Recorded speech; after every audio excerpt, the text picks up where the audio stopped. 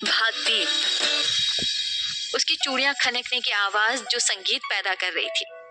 अरमान मन में सोचता है, इंडियन गर्ल, ऐसी लड़की मुझ जैसे इंसान के लिए तो पूरी तरह से अनफिट है, पर अभी तो इसे झेलना ही पड़ेगा।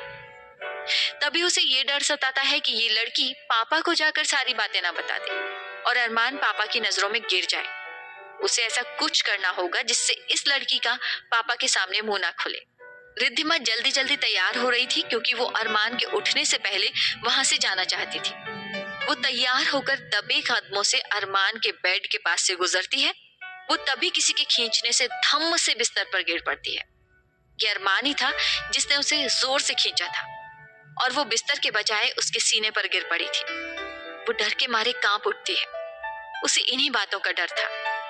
पता नहीं इस इंसान के दिमाग में क्या चल रहा हो, उसे अकेला पाकर क्या कर बैठे। अरमान को उसकी तेज धड़कनों की आवाज साफ सुनाई दे रही थी। वही रिद्धिमा को उसके होंठ अपने कान के पास रेंगते महसूस हो रहे थे। कुछ पल के लिए अरमान भूल ही जाता है कि क्या कहना है, पर रिद्धिमा की कांपती आवाज से उसे होश आता है। वो कह रही थी, छोड़ो मुझे। अरमान उसके कान में फुसफुसाता है, मैंने कल रात जो भी कहा था या हमारे बीच जो भी बातें होती हैं, पापा तक पहुंची तो मुझसे बुरा कोई नहीं होगा, समझी मैडम।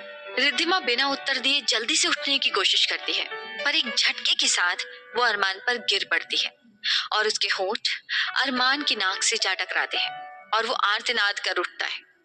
दोनों ही समझ नहीं पाते कि मामला आखिर क्या है, पर रिद्धिमा के उठने की कोशिश में समझ आता है कि रिद्धिमा का मंगलसूत्र अरमान के कुर्ते के बटन के साथ फंस गया है। वो उसे निकालने की कोशिश करती है, पर उसका प्रयत्न व्यर्थ जाता है। आज अरमान उसके इतना करीब था जितना वो कभी किसी लड़के के करीब नहीं गई थी, पर इसे वो अपना अपमान ही समझती थी, क्योंकि इस इंसान से वो उतना ही नफरत करती थी जितना वो अपने पापा से करती थी। अरमान ने उसकी मजबूरी का फायदा उठाकर उससे शादी की थी और वो इस बात को कभी नहीं भूल सकती थी। वो अरमान को ऐसा कोई मौका नहीं देना चाहती थी कि वो रिद्धिमा के करीब आए। वो चाहती थी कि अरमान समझ जाए कि वो उससे नफरत करती है और अरमान कभी उसका हमसफर नहीं बन सकता और इस रिश्ते को खत्म कर दे। अरमान ने ही अपनी जिद से इस रिश्ते को बनाया था और वो ही इसे तोड़ने का जिम्मेदार होगा। पर अब वो क्या करेगी? अगर अरमान ने इसी बहाने कुछ बदतमीजी की तो वो इससे कैसे बचेगी?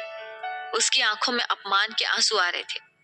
अचानक उसे अरमान की आवाज सुनाई दी, उतारना पड़ेगा। रिद्धिमा को लगा कि वो बेहोश हो जाएगी। उसकी आंखों से झरझर आंसू बहने लगे। वो खुद को जितना स्ट्रांग बनाने की कोशिश कर रही थी उतना ही कमजोर बनती जा रही थी। उसने सुना अरमान बड़बड़ा रहा था, जी मुसीबत है, जब देखो तब टेसुए बहाती रहती है, I hate this type of girl. वो फिर रिद्धिमा से बोला, सुनो, थोड़ा और करीब आओ, तुम्हारा मंगलसूत्र उतारूंगा तो आसान हो जाएगा। और प्लीज यार, ये बात बात पर आंसू बहाना बंद करो, मुझे ऐसी लड़कियों से नफरत है। रिद्धिमा अपने आंसू रोकते हुए धड़कते दिल से अरमान के और करीब होती है। अरमान बड़ी मुश्किल से अपने कांपते हुए हाथ उसके गले में डालता है और मंगलसूत्र निकालता है। उसके निकलते ही रिद्धिमा खड़ी हो जाती है और दरवाजे की ओर भागती है, पर अरमान की आवाज सुनकर ठिठक जाती है, मैडम, अपना मंगलसूत्र तो लेती जाओ, वरना पापा की नजर गई तो पता नहीं क्या सोचें। और हाँ, जाते समय दरवाजा बंद करके जाना। रिद्धिमा उसके हाथ से मंगलसूत्र छीनकर ऐसे भागती है मानो पिंजरे से निकला हुआ कोई पंछी। अरमान उस ओर देखता है, फिर खुद ही बड़बड़ाता है, इडियट, ये किस मुसीबत में फंस गया यार। सोचा था तू इससे बदला लेगा, पर ये तो ऐसी डरपोक लड़की है, बेवकूफ। अब इससे छुटकारा कैसे मिलेगा, सोच तू। अरमान की जब नींद खुली तो धूप काफी चढ़ाई थी। उसने रेडी होकर डाइनिंग रूम में आकर देखा कि काकी उसके लिए इंतजार कर रही है। उसके पूछने पर काकी बताती है कि डॉक्टर साहब और रिद्धिमा बिटिया ने पूजा खत्म की और साथ ही हॉस्पिटल चले गए। अरमान ये सुनकर चौंक जाता है। उसे महसूस होता है कि पापा को उसकी बिल्कुल परवाह नहीं है और वो रिद्धिमा के साथ ज्यादा खुश हैं और शायद वो भी चाहते हैं कि रिद्धिमा इस घर में आए। वो बड़बड़ाता है, वैसे भी कुछ कम हक तो नहीं था उस लड़की का इस घर पर और मेरे पापा पर। वो नाश्ता करता है और शांतनु को फोन करता है तो पता चलता है कि वो किसी केस के सिलसिले में बाहर गया है और बहुत बिजी है। अरमान सोचता है कि हॉस्पिटल चला जाए, पर फिर उस हॉस्पिटल की याद आते ही उसका मूड फिर से ऑफ हो जाता है। वो घर से निकलकर इधर उधर भटकने लगता है। बीच में वो 2-3 बार पापा को कॉल करता है, पर वो फोन रिसीव नहीं करते। अरमान को लगता है कि किसी को उसकी फिक्र नहीं है, वो बेकार ही यहाँ फंस गया है। तभी तान्या का वीडियो कॉल आने पर वो खुश हो जाता है और उससे बातें करने लगता है। तान्या उसे बहुत मिस कर रही थी और बार बार पूछ रही थी कि वो वापस कब आएगा। वो खुशखबरी देती है कि लोन सैंक्शन हो गया है और पापा ने तान्या के नाम से जो जमीन खरीदी थी, अब वहां हॉस्पिटल बनना आरंभ हो जाएगा। पापा उससे पहले एक पूजा रखना चाहते थे और अरमान को वहां होना जरूरी है। अचानक अरमान का मूड ठीक हो जाता है। उसे लगता है कि वो अभी ऑस्ट्रेलिया वापस चला जाए और तान्या को बताए कि उसने उसे कितना मिस किया है। तभी पापा का कॉल आता है और वो उसे हॉस्पिटल बुलाते हैं, पर अरमान बहाना बना देता है और घर चला आता है। उसे अब शायद किसी की परवाह नहीं थी, बस किसी तरह से कुछ दिन कट जाए और वो ऑस्ट्रेलिया वापस चला जाए। यही उसके दिल की ख्वाहिश थी। रिद्धिमा हॉस्पिटल आती है तो उसके दोस्त उसे घेर लेते हैं और उससे बातें करने लगते हैं। रिया और मुस्कान को टेंशन थी कि कहीं अरमान ने रिद्धिमा को कोई तकलीफ नहीं पहुंचाई हो, पर जब रिद्धिमा कहती है ऐसा कुछ नहीं हुआ तो वो उसकी बात पर विश्वास नहीं करती और रिया बोल उठती है, तेरी छुपाने की आदत नहीं गई रिद्धिमा। मैंने कुछ नहीं छुपाया रिया, मुझे भी उससे बहुत डर लगता है, पर कहते हैं ना, जो गरजते हैं बरसते नहीं, तो वो शायद ऐसा ही इंसान है, या नहीं तो दिमाग से थोड़ा ढीला होगा। पर जब तक मलिक अंकल मेरे साथ है वो मेरा कुछ नहीं बिगाड़ पाएगा। मुस्कान ने मुंह बनाते हुए कहा, अमीर घर का बिगड़ा हुआ लौंडा है। मैंने एक मूवी देखी थी अंजाम, उसमें शाहरुख खान भी ऐसा ही बिगड़ा हुआ था और उसे जो चाहिए था वो हासिल करके ही दम लेता था वो। अतुल आते हुए कहता है, मुस्कान, डॉक्टर अरमान इतना बुरा भी नहीं है। मैंने कल ही उससे बात की थी, उसने प्रॉमिस किया है कि वो रिद्धिमा को कोई तकलीफ नहीं पहुंचाएगा। रिया कहती है, पर डॉक्टर अतुल, उसे इस तरह अपनी मनमानी नहीं करनी चाहिए थी। उसने रिद्धिमा से पूछा तक नहीं कि उसकी क्या मर्जी है। हाँ मैं मानता हूँ उसने गलत किया, पर रिद्धिमा भी तो चुप रही। रिद्धिमा ये सुनकर अतुल की तरफ देखकर बोली, डॉक्टर अतुल, मुझे सिर्फ डॉक्टर अंकल की परवाह है और किसी की नहीं। वो बंदा अगर इसी का फायदा उठाना चाहता है तो उठा ले। और आप क्यों उस इंसान के पास गए थे? मेरे साथ जो होता या होगा मैं झेल लूंगी। अतुल मुस्कुराता हुआ बोलता है, तुम मेरी छोटी बहन जैसी हो रिद्धिमा, मुझे तुम्हारी फिक्र हो रही थी, पर अरमान के साथ मिलकर इतना समझ गया हूं कि वो बुरा इंसान नहीं है। वो कैसा भी हो डॉक्टर अतुल, रिद्धिमा को उससे कोई लेना देना नहीं है, क्योंकि रिद्धिमा ऐसे नीले आंखों वाले इंसान से नफरत करती है, तो उसके साथ जिंदगी कैसे निभाएगी? कोई और है जो रिद्धिमा का इंतजार। इतना कहते ही राहुल बोल पड़ता है, मुझे लगता है कि हमें ये डिस्कशन यहीं बंद कर देना चाहिए। मुस्कान मुस्कान चुप हो जाती है, फिर उठ खड़ी होती है और कहती है, मेरी ड्यूटी है, मैं तो चली। सभी हाँ कहते हैं और फिर अपनी अपनी ड्यूटी को चले जाते हैं, सिर्फ रिद्धिमा को छोड़कर, जो अभी तक इस सोच में डूबी थी कि आखिर उसकी जिंदगी के साथ कैसा मजाक चल रहा था। शाम को पापा और रिद्धिमा के लौटने से पहले अरमान घर से निकल जाता है और क्लब चला जाता है, जहां लिली उसे देखते ही चहक उठती है और उसका हाथ पकड़कर अंदर लाते पूछती हो, कैसे हो अरमान, सब ठीक है ना? अरमान हाँ में सिर हिलाता है और जाकर बैठता है। तभी मम्मी आ जाती है और सहानुभूति के स्वर में कहती है, अगर सब ठीक होता तो डॉक्टर अरमान आज इस वक्त यहाँ नहीं होता लिली, समझा कर। अरमान उसकी ओर देखते हुए कहता है, ऐसी कोई बात नहीं है पम्मी। पम्मी आंखें घुमाते हुए कहती है, हमें सब पता है डॉक्टर अरमान, आपके पापा ने ये शादी जबरदस्ती की है ना, वरना उस घमंडी गंवार लड़की से आप जैसे हैंडसम टैलेंटेड डॉक्टर क्यों शादी करता, और वो भी उस लड़की से जिसने सबके सामने आपको जलील किया हो। अरमान को महसूस होता है कि इन बातों के बहाने ये लड़कियां उसका मजाक उड़ा रही है, इसलिए वो उठ खड़ा होता है और वहां से निकल जाता है। तभी शांतनु नजर आता है, जो उसे ही ढूंढता हुआ वहां आया था। शांतनु और वो एक पार्क में आते हैं और अरमान चुपचाप जाकर एक बेंच पर बैठ जाता है। शांतनु कुछ देर चुप रहता है, फिर उससे पूछता है, क्या हुआ अरमान, इतना चुप क्यों है? अरमान थोड़ा चुप रहता है, फिर कहता है, यार मैंने बहुत बड़ी गलती कर दी, मुझे ऑस्ट्रेलिया वापस जाना है। शांतनु थोड़ी देर चुप रहता है, फिर कहता है, तुझमें पेशेंस बहुत कम है अरमान, और यही तेरी कमजोरी है। अगर कल तक तू ये बात कहता तो कोई प्रॉब्लम नहीं थी, पर कल ही तेरी शादी हुई है यार, और आज अचानक तुझे ऐसे होश आए कि तूने गलती की है। पर कहते हैं ना, जब चिड़िया चुग गई खेत अब पछताए क्या होत, तो अब तू ऐसा नहीं कर सकता। कुछ दिन रुक जा, हालात समझ, और अगर ऑस्ट्रेलिया जाना ही है तो रिद्धिमा को लेकर चले जाना। अरमान ने उसकी तरफ देखा और कुछ नहीं कह पाया। शांतनु को पता नहीं था कि ऑस्ट्रेलिया में तान्या उसका इंतजार कर रही है। वहां वो रिद्धिमा को कैसे लेकर जाए और क्यों जाए?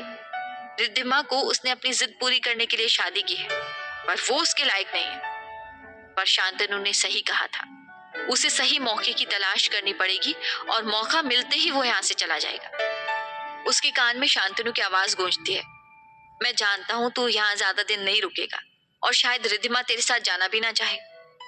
अगर ऐसी बात है तो चाहे तुम दुनिया की नजरों में पति पत्नी हो, पर तू रिद्धिमा से दूर ही रहना।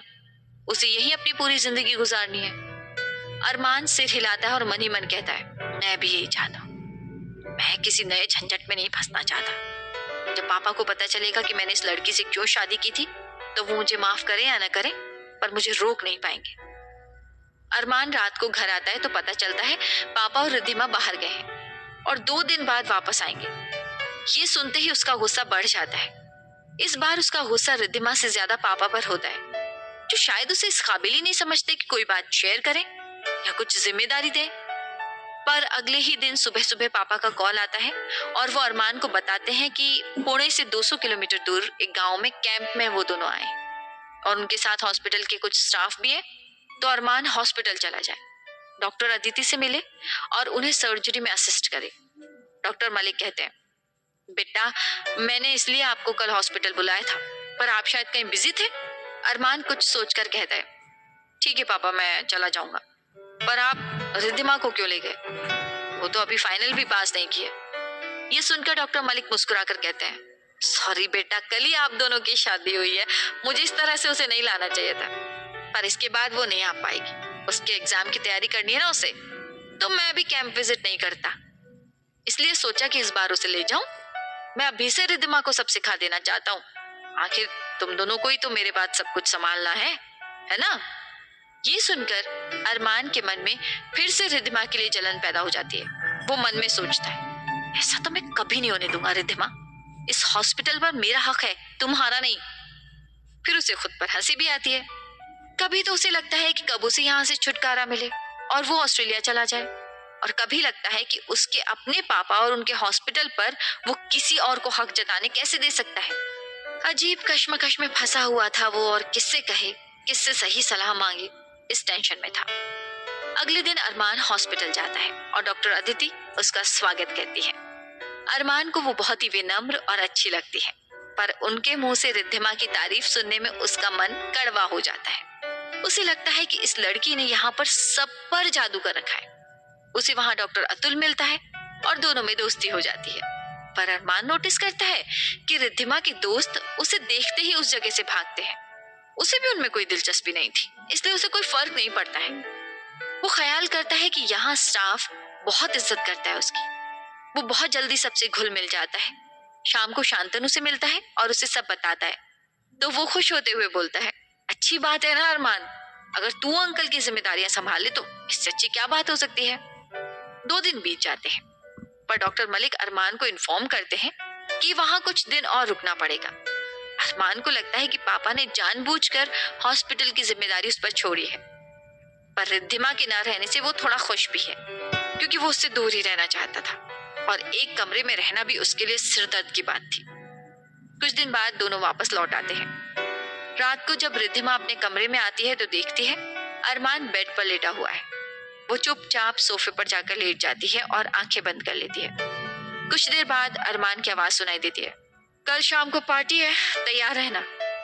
रिद्धिमा ये सुनकर चौंक जाती है, धीरे से कहती है, मुझे पार्टियां पसंद नहीं है, मैं नहीं जाऊंगी। अरमान उठ बैठता है और गुस्से से कहता है, अब तुम्हारी मर्जी नहीं चलेगी, समझी मैडम?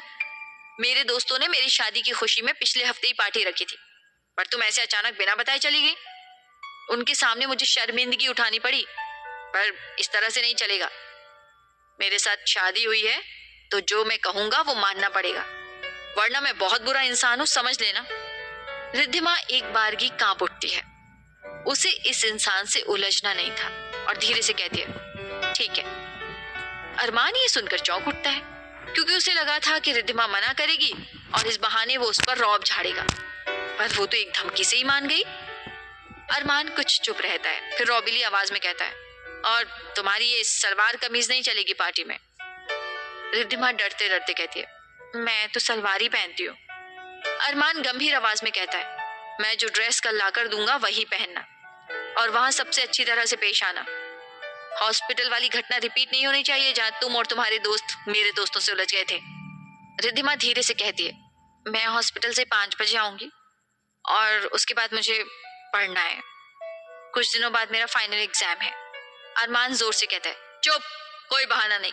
और तुम अकेली हॉस्पिटल नहीं जाती हो, मैं भी जाता हूँ। मुझे ज्यादा समझाने की कोशिश मत करो। रिद्धिमा मन में एक लंबी सांस छोड़ती है, पर कुछ नहीं कहती। उसे ऐसा लगता है कि ये सिर्फ हिरा इंसान उसकी मजबूरी का फायदा उठाना चाहता है, और वो कुछ कर नहीं सकती थी। वो नहीं चाहती थी कि अरमान का गुस्सा भड़के और वो कोई बदतमीजी करे। उसे इस बात का चैन था कि अरमान ने अपने पति होने का हक नहीं जताया था। अगले दिन जब रिद्धिमा लौटी तो देखा सोफे पर एक 1 पीस ड्रेस रखी हुई थी, जिसे देखकर उसकी आंखों में आंसू आ जाते हैं। उसे कभी ऐसे कपड़े पसंद नहीं थे, बल्कि ये तो उसे बहुत बेहुदा लगता था, जिससे पूरा तन भी नहीं ढकता था।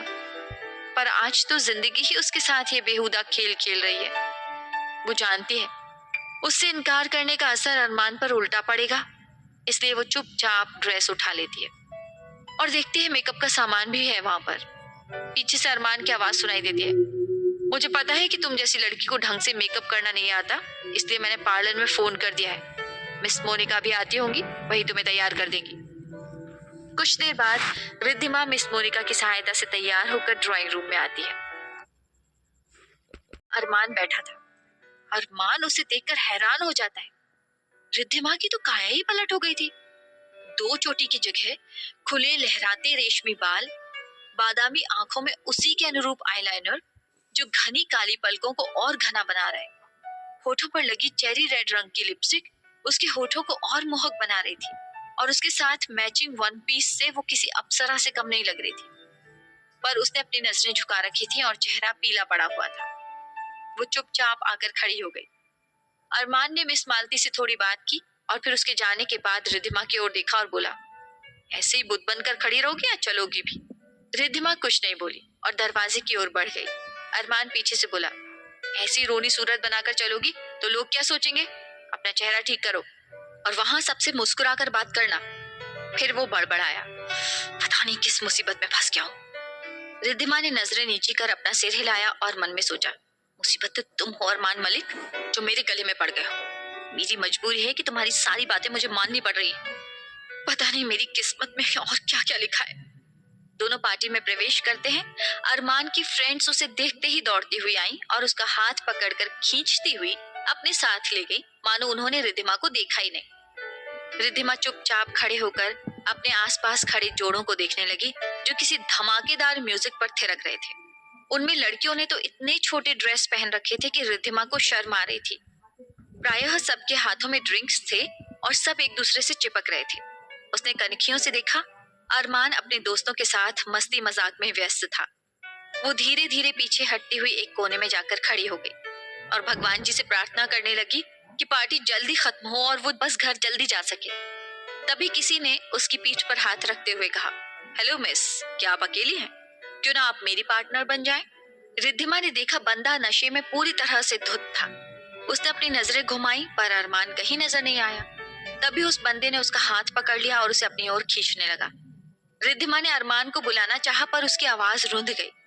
उसने उस बंदे की ओर देखा और वो थरथराते स्वर में बोली, जी मैं अरमान मलिक के साथ आई हूँ, आप मेरा हाथ छोड़िए। वो हंस पड़ा, फिर बोला, उसके साथ आई हो? अब तो मेरे साथ भी चलो ना मिस सेक्सी। कहकर उसने रिद्धिमा को खींचते हुए उसकी कमर में हाथ डाल दिया और अगले ही पल रिद्धिमा के हाथ उठ गए। तड़ाक! आवाज के साथ ही झन्नाटेदार थप्पड़ उस बंदे की गाल पर पड़ चुका था और वो खुद को संभाल नहीं पाया था और जमीन पर गिर पड़ा।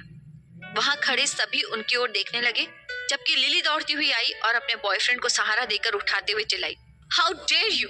तुम्हारी हिम्मत कैसे हुई मेरे बॉयफ्रेंड पर हाथ उठाने की? ये तुम्हारा हॉस्पिटल नहीं है, समझी? रिद्धिमा ने ठहरे हुए स्वर में जवाब दिया, हॉस्पिटल हो या क्लब या पब, कहीं भी ये बदतमीजी करेगा तो ऐसा ही जवाब मिलेगा मिस लिली। एक अच्छे घराने की शिक्षित लड़की होकर, जिसका प्रोफेशन इतना स्टैंडर्ड हो, ऐसे घटिया बॉयफ्रेंड क्यों रखती हो जिसकी इज्जत बाजारू हो? लिली गुस्से में भड़क पड़ी और चिल्लाई, अगर अरमान मेरा दोस्त नहीं होता तो आज मैं तेरा मुंह तोड़ देती, बदतमीज लड़की। था क्या तेरे पास? एक नर्स की बेटी जिसके बाप का पता नहीं, डॉक्टर मलिक की अच्छाइयों का फायदा उठाकर राज कर रही थी, और अब अरमान को फांसा है तूने? तेरी इज्जत तो। उसका इतना कहना था कि अरमान की आवाज गूंजी, लिली, एक भी शब्द तुम्हारी जुबान से निकला तो आज से हमारी दोस्ती खत्म। लिली उसकी ओर देखते हुए आंसू बहाते हुए बोली, क्यों अरमान, क्यों? मैंने तुमसे इसलिए दोस्ती तो नहीं की थी कि इस लड़की से हमें अपमानित होना पड़े?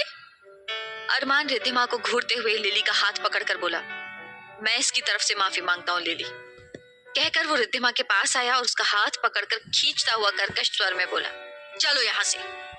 रिद्धिमा चुपचाप नजरें झुकाए हुए उसके पीछे चल रही थी, पर वो तो जैसे बेदर्दी से रिद्धिमा को खींचता हुआ चल रहा था। उसने इतना कसकर रिद्धिमा की कलाई पकड़ी कि वो रिद्धिमा को चुभ रही थी। वो उसी तरह खींचता हुआ उसे पार्किंग तक आया और अपनी कार का दरवाजा एक झटके के साथ खोलता हुआ गरजा, बैठो। रिद्धिमा चुपचाप बैठ गई, पर उसकी आंखों में आंसू थे। उसकी कलाई में अभी तक दर्द हो रहा था। उसने ख्याल किया कि अरमान इतनी स्पीड में कार चला रहा था कि कहीं कोई एक्सीडेंट ना हो जाए। उसने धीरे से कहा, आराम से चलाओ, पर अरमान ने कोई जवाब नहीं दिया और उसी तरह ड्राइविंग करता रहा। घर पहुंचने पर उसने दरवाजा खोला और अपने कमरे में चला गया और अपने कमरे का दरवाजा जोर की आवाज के साथ बंद कर दिया, मानो कह रहा हो, अब इस कमरे में आने की तुम जुर्रत भी मत करना। रिद्धिमा कुछ देर बाहर खड़ी रही, फिर उसे सटी बालकनी में जाकर चुपचाप बैठ गई। उसे डर था कि कहीं अंकल की नींद ना खुल जाए। काफी देर हो गई पर अरमान ने दरवाजा नहीं खोला और रिद्धिमा को पता ही नहीं चला कि वो कब वहीं बैठे बैठे सो गई, पर कोई और था जो उन्हें देख रहा था। डॉक्टर मलिक लौट चुके थे और काकी से पता चला कि अरमान और रिद्धिमा कहीं पार्टी में गए हैं। वो थोड़े खुश थे क्योंकि उन्हें लगा कि अरमान शायद इस विवाह को मानने को तैयार होने लगा है और रिद्धिमा को अपनाने लगा है। जब अरमान ने उन्हें रिद्धिमा से शादी की बात कही थी तो डॉक्टर मलिक ने विश्वास कर लिया था और खुश थे, पर शांतनु ने उन्हें असली बात बता दी थी और ये भी बताया कि अब अरमान वापस जाना चाहता है। तभी डॉक्टर मलिक ने सोच लिया कि अरमान को किसी तरह से रोकना ही पड़ेगा और उन्होंने जानबूझकर अरमान को हॉस्पिटल की जिम्मेदारी देना शुरू कर दी थी। उन्हें इस बात पर पूरा भरोसा था कि रिद्धिमा एक ऐसी लड़की है जिससे एक दिन जरूर उनका बेटा चाहने लगेगा और यहीं रह जाएगा। पर जब कार की आवाज सुनाई दी तो उनकी नींद खुल गई। उन्होंने सारा नजारा देख लिया था और समझ भी गए थे कि कुछ गलत जरूर हुआ है। जब रिद्धिमा बालकनी में बैठे बैठे ही सो गई तो वो सोच रहे थे कि क्या किया जाए। तभी अरमान के कमरे का दरवाजा खुला और वो बाहर आया। डॉक्टर मलिक ने देखा वो रिद्धिमा को जगाते हुए कुछ कह रहा था। फिर रिद्धिमा उठी और अंदर चली गई। अरमान की नींद खुली तो उसने देखा कि काफी रात बीत चुकी थी। उसे याद आया कि उसने तो दरवाजा बंद कर लिया था। फिर रिद्धिमा कहाँ होगी? वो नहीं चाहता था कि पापा को ये सब बातें पता चले, इसलिए जल्दी से उठकर बाहर आया और देखा रिद्धिमा जमीन पर बैठे बैठे ही सो गई है। एक बारगी तो अरमान को उस पर बहुत तरस आ गया। उसे लगा वो कुछ गलत कर रहा है। फिर खुद को संयत करते हुए उसने रिद्धिमा को हिलाते हुए पूछा, यहाँ क्यों सो रही हो? रिद्धिमा धड़फड़ा कर उठ पड़ी और उसने अवाक नजरों से देखा, मानो कुछ समझ नहीं पा रही हो। अरमान उसका हाथ पकड़कर खींचता हुआ बोला, मेहरबानी करके कमरे में जाकर सो जाओ, वरना पापा को पता चलेगा तो कल और एक नाटक होगा। रिद्धिमा धीरे से उठी और कमरे में जाकर सोफे पर लेट गई। उसे इस इंसान से बहस करने की कोई इच्छा नहीं थी जो उसे समझता ही नहीं हो।